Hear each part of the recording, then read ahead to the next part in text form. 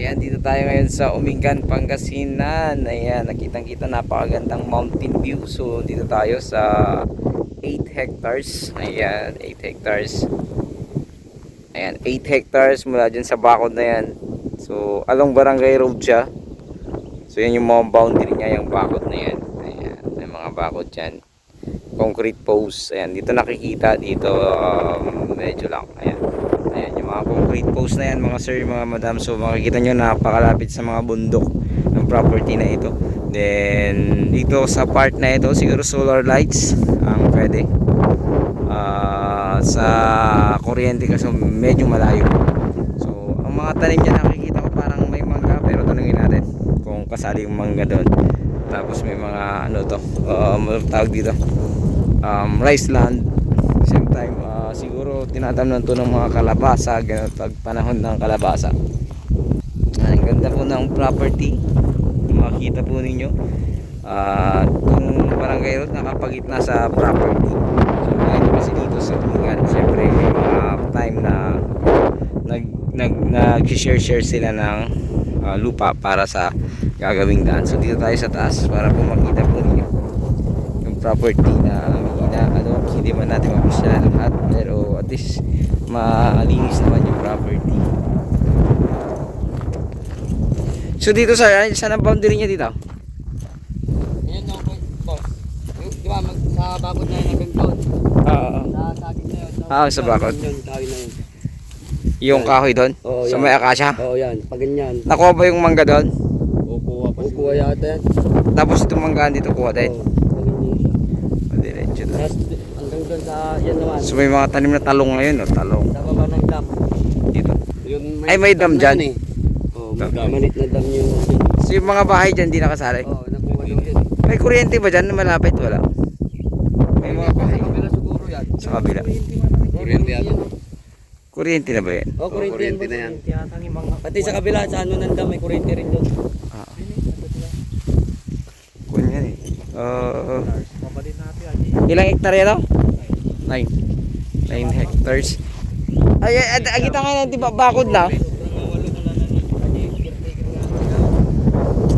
8 hectares mahigit. 9 hectares more or less.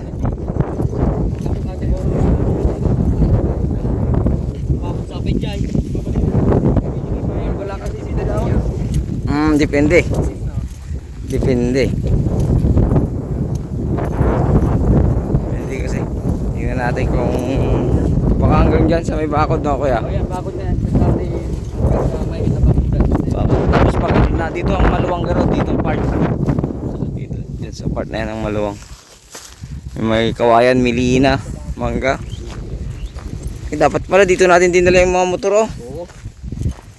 Sir, pakikaman. Alam man.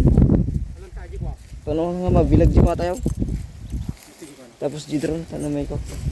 Gata. Ayan. So, tingnan natin. Mas malilim dito. Dito tayo magparipad ng drone. Ayan, hanggang dyan. Tapos pababa dito. Malawang tong property mga sir. Nakapagitna nga lang yung barangay road. So, may mga bahay dito. Ewan ko lang kung may mga kuryente yan. Or mga akuan lang yan. Bahay ng mga caretaker. Kasi dyan, talagang may kuryente dyan. Malapit na dyan.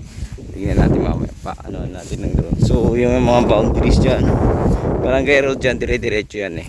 So, almost 9 hectares daw to. So, sabihin nila natin 9 hectares below. Ayan, papunta dyan.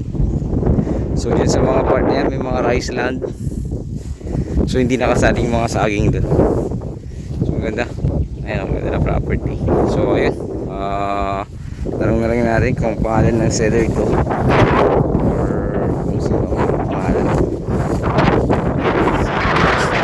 So, yung mga matapos dito sa bayan ng Umingan, Pangasinan. Ayan yung kay Espino.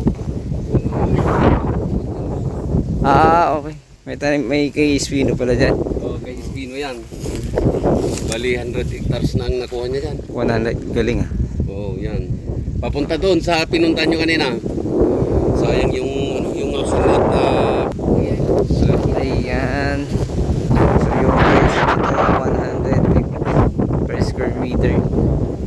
Pero negotiable, wala kasi yung makakausap natin. Pero pangalan naman daw po ng seller natin.